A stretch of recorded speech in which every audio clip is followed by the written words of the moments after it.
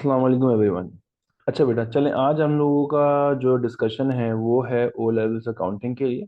ठीक है, उन स्टूडेंट्स के लिए बेसिकली जो अभी मई जून के अंदर या फिर अक्टूबर नवंबर के अंदर ओ लेवल अकाउंट्स के अंदर अपेयर होंगे। ठीक है, तो आज हम डिस्कस करेंगे पेपर फॉर्मेट कि बेसिकली जो हमारा पेपर है वो यूजुअली आता किस तरीके से, और जो हमारे पास ये पेपर की रिकॉर्डिंग है कि पेपर की राइटिंग किस तरीके से होती है, पेपर का आंसर किस तरह से करना है, what examiner is asking from us, वो सारी चीज़ें हम आज डिस्कस करेंगे कि भाई what is paper format of O level accounting. ठीक है, अच्छा भाई, चलें स्टार्ट करते हैं। बिस्मिल्लाहिर्रहमानिर्रहीम।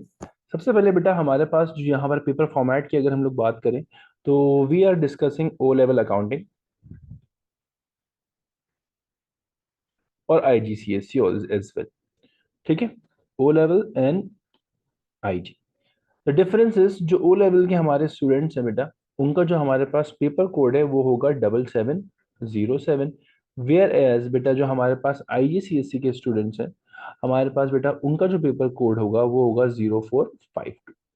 ऑल्दो द हमारे पास बेटा जो भी सारी चीजें इसके अंदर होंगी कि बेटा लेट सपोज कि पेपर किस तरह का होता है, syllabus and everything are same.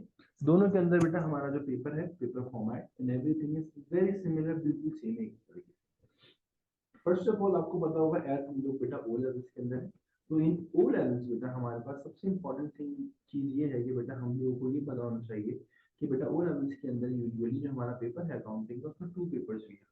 We have two papers, one is called paper one which is completely an MCQ based paper.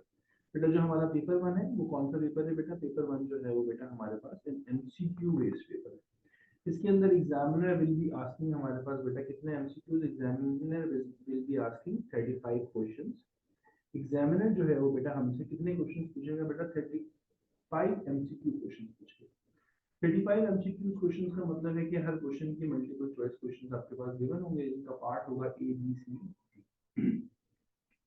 अगर हमारे पास कुछ बच्चे पुराने पास पेपर्स कर रहे होंगे पेपर वन के, विच मीन्स फ्रॉम बिफोर 2020 2020 से पहले टिल 2019 तक, तो बेटा उनको उस पेपर के अंदर बेटा जो हमारे पेपर के अंदर जो वो मिलेंगे क्वेश्चन, वो क्वेश्चन जो है वो बेटा होंगे 30 क्वेश्चन, क्योंकि पहले एग्जामिनर 30 मल्टीपल चॉइस क्वेश्चन देता था। अब जो वो 30 क्वेश्चन है हमारे पास बेटा वो 30 की वजह 35 हो गए, और एग्जामिनर ने कुछ टाइम भी इसके अंदर एक्सटेंड कर दिया। जैसे कि अगर हम टाइम की बात करें तो पहले टाइम ड्यूरेशन हमारे पास होता था 1 hour only, but now the time duration is 1 hour and 15 minute. अब जो एग्जामिनर ने टाइम ड्यूरेशन हमारे पास कर दिया बेटा वो कितना है, 1 hour and 15 minutes, which means कि to perform 5 more MCQs examiner ने हमारे पास कुछ 15 मिनट एक्स्ट्रा दे दिए, जो कि एक तरीके से एक बहुत अच्छी बात भी है। उसके अंदर हम लोग जो है वो MCQ और 5 MCQs भी कर लेंगे और जो है वो आसानी से उसको अचीव भी कर सकते हैं। सेकेंडली मुझे जो लगता है, जो मेरा अपना एक एनालिसिस है, मुझे ऐसा लगता है कि एग्जामिनर के पास आप ये देखें तो पेपर टू जो हमारा कंप्लीट पेपर है बेटा, स्ट्रक्चर्ड पेपर, उस पेपर से ज्यादा बेटा MCQ paper one is more difficult, क्योंकि एग्जामिनर वहां पर आपसे बहुत सारी चीजें यूजुअली करा रहा होता है पेपर टू के अंदर जो हमारा स्ट्रक्चर्ड पेपर होता है, और उसके बहुत सारे मार्क्स भी दे रहा होता है। लेकिन एग्जामिनर इन पेपर वन के अंदर कभी कभी वही बहुत सारी चीजें आपसे MCQ में करवाता है और मार्क्स कितने मिलते हैं बेटा, हमें ओनली वन। तो इसीलिए हमारे पास paper one is also more important. Paper one की प्रैक्टिस हम लोगों को करनी है लाजमी, क्योंकि बहुत सारे बच्चे ऐसे हैं कि जिनका ग्रेड पेपर टू में तो बहुत अच्छा होता है, कॉम्पोनेंट ग्रेड, लेकिन पेपर वन में उनका ग्रेड अच्छा नहीं होता, ओवरऑल ग्रेड उनका बहुत बुरा आ जाता है। तो that's why it is important for us कि भाई हम लोग बेटा क्या करें, हम लोग जो है वो अपने पेपर वन को भी इम्पोर्टेंस दें, बिकॉज स्टूडेंट्स जो होते हैं ना हमारे पास, वो पेपर टू की बहुत प्रैक्टिस करते हैं, टीचर्स भी प्रैक्टिस कराते हैं, लेकिन क्योंकि फिर पेपर वन और पेपर टू में थोड़ा टाइम डिफरेंस भी होता है, पेपर टू कभी कभी पहले हो जाता है, पेपर वन बाद में होता है, तो बच्चे उसके लिए प्रिपेयर नहीं करते, टाइम नहीं उसके लिए बेटा काम करते हैं, और समझते हैं कि भाई MCQ पेपर है, मल्टीपल चॉइस क्वेश्चन है, तो हम लोग आराम से आगे कर लेंगे, लेकिन वो फिर नहीं हो पाता। अच्छा बेटा, अगर हम लोग बात करें पेपर टू, तो बेटा पेपर टू जो हमारे पास है बेटा, it is the structured paper. Structured paper का मतलब है कि एक क्वेश्चन आएगा आपके पास प्रॉपर, उस क्वेश्चन के अंदर आपको बेटा चीजें दी हुई होंगी और उससे आपको बनाना होगा। जिन्होंने पहले से अकाउंटिंग पढ़ी उनको पता होगा बेटा टी अकाउंट बनाने पड़ेंगे, इनकम स्टेटमेंट बनाना पड़ेंगे, इस जर्नल बनाना पड़ जाता है समटाइम्स, और different different theoretical part of the question also there.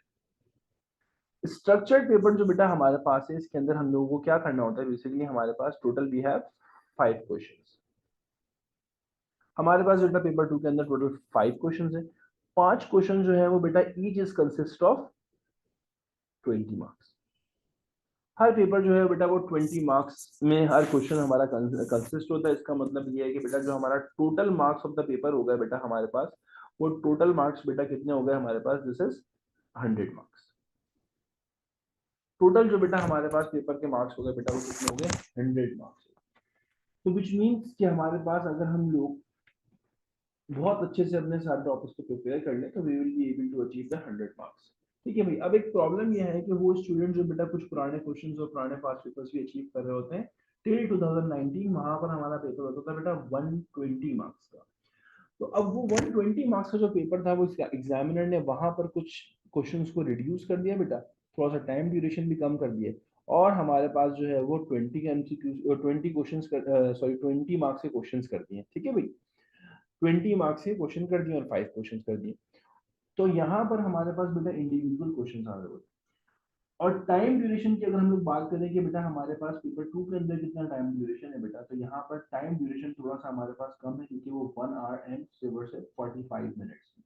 तो विच मीन्स कि अगर हम 1 आवर एंड 45 मिनट्स के अंदर अपना पेपर कर सके तो बहुत अच्छी बात है, मतलब थोड़ा सा मसला हो जाए। मसला किस तरीके का भाई, मसला इस तरीके का भाई, अगर हम 1 आवर 45 मिनट्स में अपना पेपर परफॉर्म नहीं कर सके तो हमारे कुछ मेजोरिटी ऑफ द क्वेश्चन रह जाएंगे।